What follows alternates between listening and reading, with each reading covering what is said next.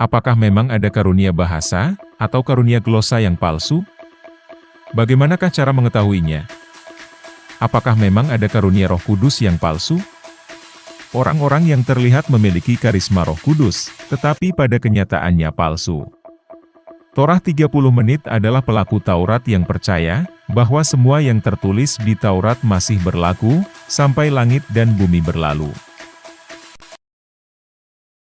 Kami tidaklah setuju dengan istilah bahasa roh, karena memang kata roh tidak ada tertulis di teks bahasa Yunaninya. Mengenai hal ini kami sudah membahas di konten-konten sebelumnya. Rasul Yohanes menjelaskan bahwa memang ada roh-roh yang terlihat seperti Roh Kudus, tetapi palsu. Ada orang-orang yang terlihat penuh dengan Roh Kudus tetapi palsu. Merekalah yang disebut nabi-nabi palsu. Seperti rasul-rasul yang menyebar tidak hanya di Yerusalem untuk memberitakan firman Yahwa Bapa, tetapi ke seluruh penjuru bumi. Begitu pula nabi-nabi palsu. Karena mereka adalah nabi-nabi palsu, rasul-rasul palsu, maka kitab suci yang digunakannya juga Alkitab. Bila mereka menggunakan kitab suci yang berbeda, maka mereka bukanlah nabi-nabi palsu, melainkan nabi-nabi yang berasal dari keyakinan yang berbeda. Tetapi pada kenyataannya mereka adalah rasul-rasul palsu.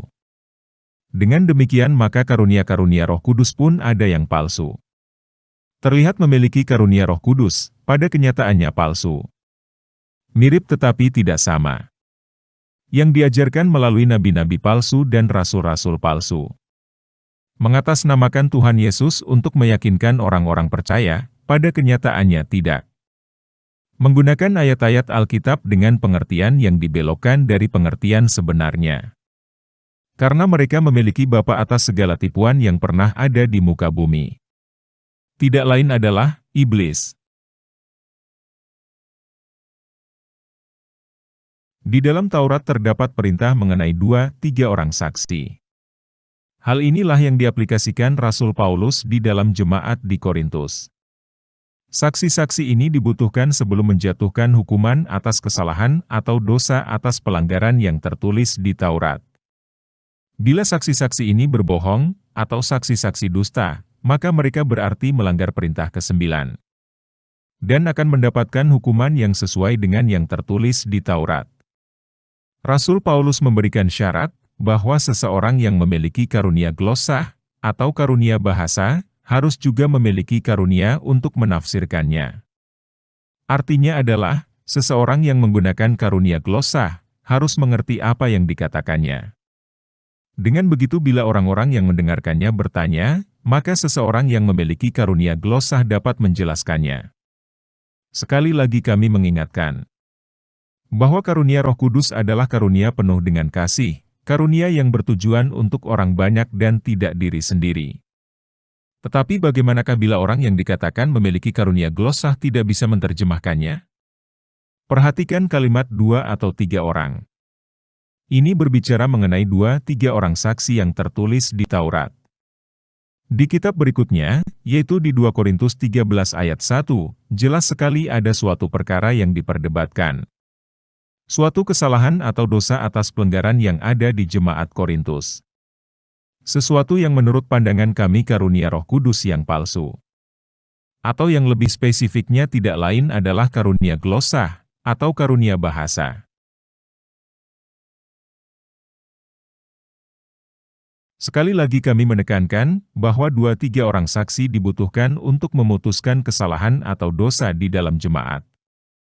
Jadi jelas sekali ada perkara mengenai karunia glosa yang mana Rasul Paulus harus putuskan. Mari kita lihat penjelasan berikut. Jika seseorang sedang menggunakan karunia glosa, dan tidak bisa menerjemahkannya sesuai dengan syarat dari Rasul Paulus, sebelum orang tersebut didakwa melakukan suatu kesalahan atau dosa, atas dakwaan memiliki karunia Roh Kudus, tetapi pada kenyataannya tidak, maka dibutuhkan 2-3 orang saksi yang memberatkan. Jika ada 2 atau 3 orang yang menafsirkan, dengan tafsiran yang sama, maka dakwaan terhadap dirinya akan dibatalkan. Akan tetapi, jika hanya ada 1 orang yang bisa menafsirkan, ataupun juga, dari 2 saksi yang ada, memberikan penafsiran yang berbeda, maka dakwaan terhadap dirinya akan dilanjutkan. Akan tetapi bila ada 3 orang saksi, dan 2 di antaranya memberikan penafsiran yang sama, maka dakwaan terhadap dirinya akan dibatalkan. Karena memang berdasarkan Taurat dibutuhkan minimum 2 saksi di luar dirinya dalam memutuskan suatu perkara. Dan harus diingat, bahwa karunia glosah memang harus bisa dimengerti oleh orang-orang sekitarnya. Apakah mungkin ada saksi-saksi palsu yang sudah diatur sedemikian rupa, sehingga memberikan penafsiran yang sama? Tentu saja. Saksi-saksi palsu memang sudah ada bahkan sejak zaman para nabi.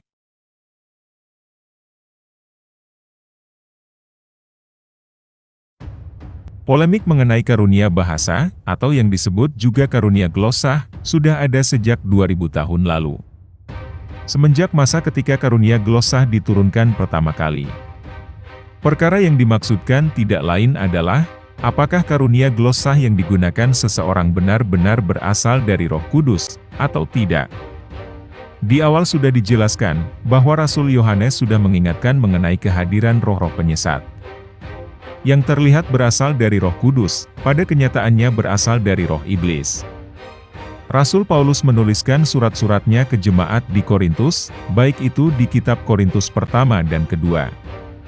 Itu berarti polemik mengenai karunia glosah, bukanlah perkara sederhana. Rasul Paulus berusaha menuliskan dengan sejelas mungkin, baik itu latar belakang permasalahan, dasar-dasar iman, dan solusi atas perkara yang dihadapi jemaat di Korintus. Roh-roh penyesat menurut pandangan Torah 30 menit tidaklah bekerja di luar orang-orang percaya, melainkan berada di dalam orang-orang yang mempunyai iman kepercayaan kepada Yahuwa Bapa, Yehusha Kristus, dan Ruach HaKodes, dan memiliki kitab suci yaitu Alkitab. Roh-roh penyesat memang bertujuan menyesatkan orang-orang percaya dan bukan dunia ini. Karena dunia memang sudah tersesat. Apa yang memang sudah tersesat tidak perlu disesatkan lagi. Tetapi kepada orang-orang yang menerima keselamatan melalui Yehusha Kristus, dan belajar firman Yahuwa Bapa dari hikmat yang berasal dari Ruach HaKodes lah, yang perlu disesatkan. Mereka akan menggunakan ayat-ayat tetapi dengan pengertian yang dirubah. Karena mereka adalah serigala-serigala berbulu domba di akhir zaman. Terima kasih, Yehusha Kristus memberkati.